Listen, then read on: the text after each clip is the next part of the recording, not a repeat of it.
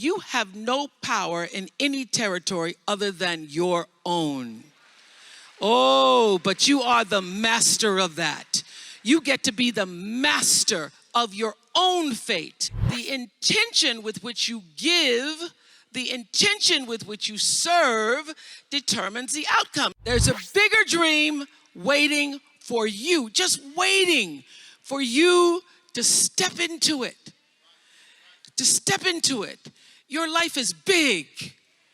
Your life is huge. And we spend so much time wanting to be in somebody else's life. And you don't get honored, you don't get revered, you don't get celebrating wanting what somebody else has, because that which created you, divine intelligence that dreamed you from before your ancestors ever knew they would become your ancestors, that which dreamed the seed of you, wants you to know how special, how wondrous, how mysterious, how complex, how glorious, how phenomenal you are. And you get no credit messing in somebody else's territory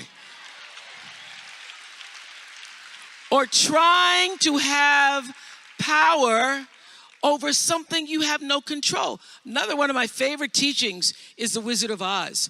When the Wicked Witch of the West says, go away from here because you don't have any power here, you have no power in any territory other than your own. Oh, but you are the master of that. You get to be the master of your own fate. You get to be the captain of your own soul. And if you just manage that, if you just took care of your territory, oh, the glorious, glorious, glorious, wondrous, wondrous opportunities and possibilities that are waiting for you. So the question is, what are you resisting? What are you pushing against? What are you not allowing? What are you blocking? Because you have this idea of who and what you're supposed to be, instead of leaning into the dream that's already been created and waiting for you. It's waiting for you.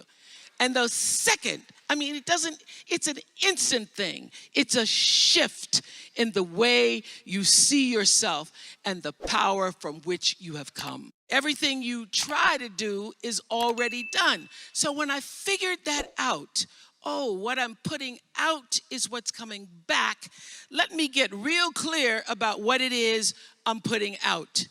Real clear. So I read a book about 1989 called Seed of the Soul. And in that book, Gary Zukav talked about the laws of karma, of the laws of cause and effect, the third law of motion. And in that book, he talked about how your intention is always one with the law. Meaning, before you even think about a thing, you have an intention for the thing. And that the intention is going to determine the outcome.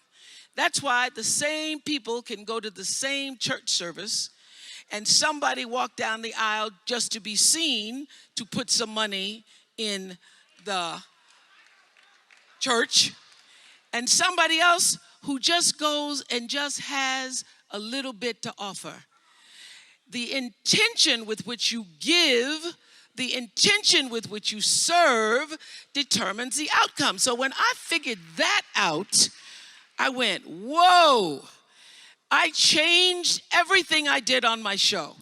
I called in the producers and I said, from this day forward, I will no longer be speaking to the KKK.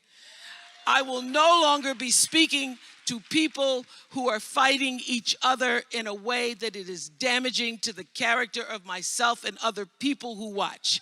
From this day forward, I am only going to do intentional television. Every single day, I would have a pre-show meeting and have the producers come in and state to me, what is your intention?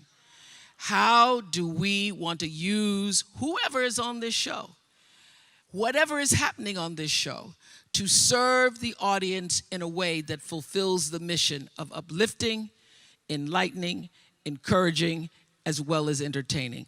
And if it doesn't do that, then I can't do it. I can't put my name on it. I went through some tough times after I left the Oprah show. I made a conscious decision that I did not want to be sitting on TV with the Oprah show and y'all saying, she should have left that show.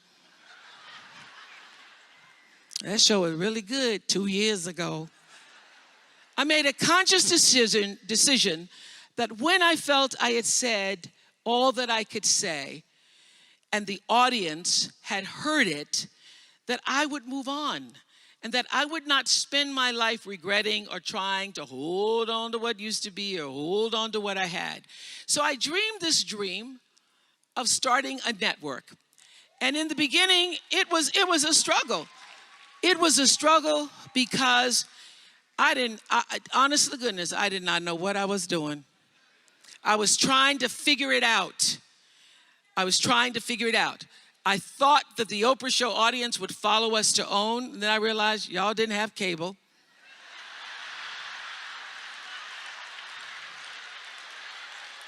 And if you had cable, you did not have the OWN package.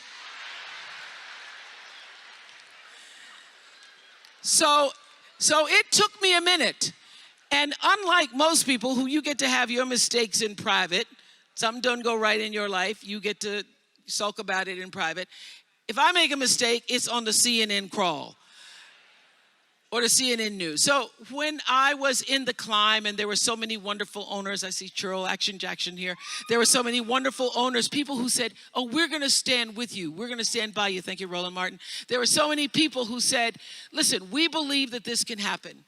So I dreamed the dream along with Tyler Perry, who was my friend, who came to me and said, Tyler said, I'm going to help you out because Tyler can go home and write a script and direct it, produce it, and shoot it, and do it for less money than anybody in Hollywood. So we started with the foundation of have and have nots.